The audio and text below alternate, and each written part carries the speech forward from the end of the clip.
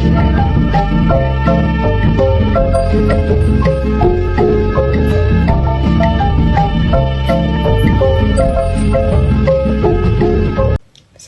warahmatullahi wabarakatuh. Halo semuanya, perkenalkan saya Sri Rahmadani dengan NIM 071. Pada video ini saya akan menganalisis nih proses belajar yang paling menggambarkan diri saya sendiri. Nah, kasus yang saya pilih adalah lingkungan dan konstruktivisme, yaitu saya merasa lebih cepat memahami materi itu ketika saya belajar melalui diskusi atau mengerjakan tugas bersama teman-teman saya dibandingkan hanya mendengarkan ceramah di kelas. Nah, hal ini tuh sering saya alami selama perkuliahan.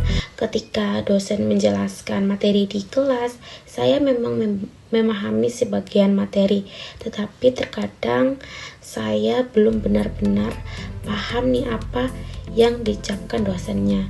Namun setelah berdiskusi dengan teman-teman saya dan saling bertanya dan mencoba menyelesaikan tugas bersama, materi yang awalnya saya anggap sulit, sekarang lebih mudah saya pahami. Nah, proses diskusi ini membuat saya itu lebih aktif berpikir dan tidak hanya menerima informasi secara pasif saja. Untuk menjelaskan pengalaman tersebut, saya menggunakan teori konstruktivisme sosial dari Lev Vygotsky. Saya memilih teori ini karena menurut Vygotsky, belajar itu proses membangun pengetahuan melalui pemahaman dan interaksi sosial. Jadi seseorang itu tidak hanya belajar dari penjelasan guru ataupun dosen, tetapi juga dari diskusi, kerjasama, dan bantuan dari orang-orang di sekitar saya. Nah, teori ini tuh sangat sesuai dengan apa pengalaman belajar yang saya alami sekarang. Jika dianalisis menggunakan teori Vygotsky tadi, ada beberapa konsep nih yang sesuai dengan pengalaman saya.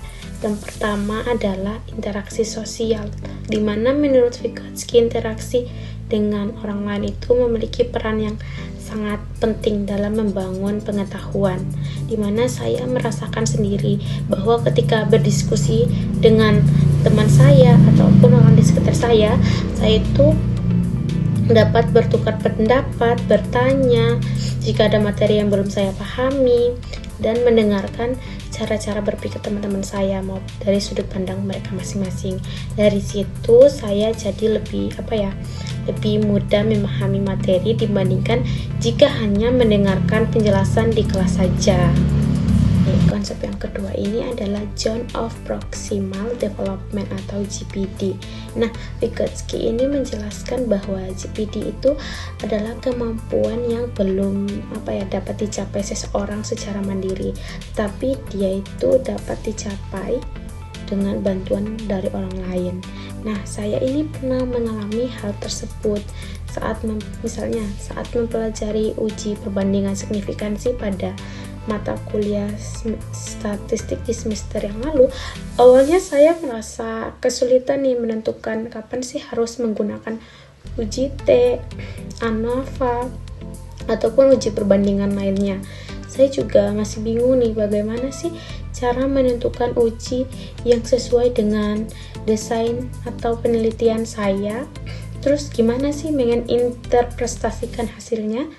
Namun setelah mendapatkan penjelasan dari dosen secara langsung di kelas dan berdiskusi dengan teman-teman, saya mulai memahami konsep-konsep tersebut dan dapat membedakan penggunaan masing-masing uji tersebut, karena tadi dipraktekkan langsung secara bertahap di depan kelas.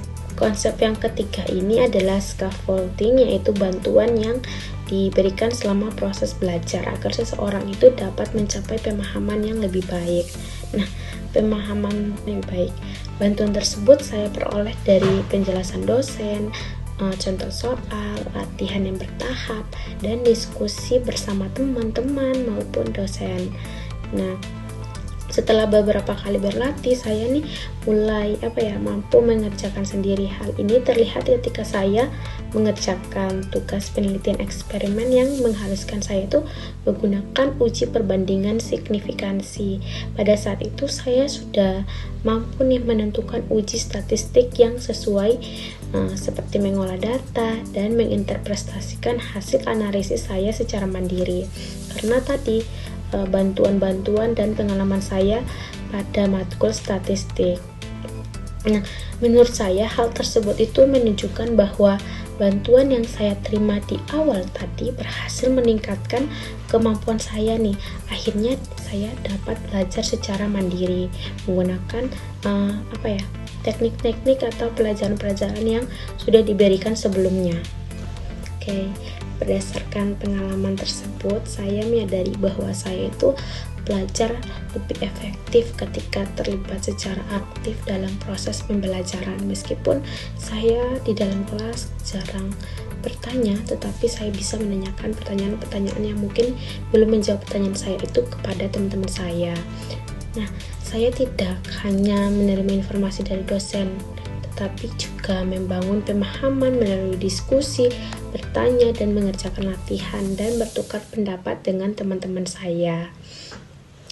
Nah, kalau saya sebagai calon psikolog pendidikan, saya menyarankan agar dosen tuh lebih sering menggunakan metode belajar yang lebih interaktif, misalnya lewat diskusi, kerja kelompok, atau membahas studi kasus. Karena menurut saya cara seperti itu tuh membuat mahasiswa itu lebih aktif dan lebih mudah memahami materi-materi sebelumnya. Nah, selain itu dosen juga bisa nih menggambarkan contoh-contoh yang lebih sederhana dan dekat dengan kehidupan sehari-hari mereka, lalu memberikan latihan secara bertahap supaya mahasiswa itu tidak merasa kesulitan. Selama proses belajar, dosen juga bisa nih memberikan feedback atau masukan agar mahasiswa ini tahu bagian mana yang harus ia perbaiki. Penjelasan dari saya. Bila ada salah kata, mohon dimaafkan. Assalamualaikum warahmatullahi wabarakatuh.